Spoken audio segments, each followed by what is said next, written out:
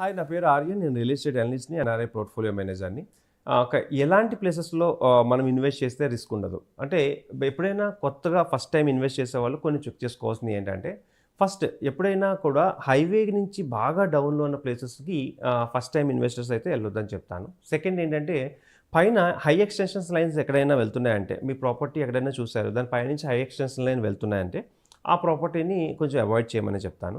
And third ఏంటంటే, legal opinion కరెక్ట్‌గా ఉందా లేదా చెక్ చేసుకోండి. అంటే రెరా ఉందా ప్రాజెక్ట్‌కి, లేకపోతే అప్రూవల్ ఉందా లేదా చెక్ చేసుకోండి.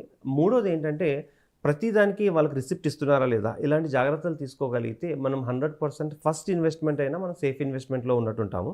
సో, కాబట్టి మనం ఈ చిన్న చిన్న సజెషన్స్ తీసుకోగలిగితే మనం 100% మన ప్రాపర్టీ బెస్ట్ ప్రాపర్టీ అవుతుంది.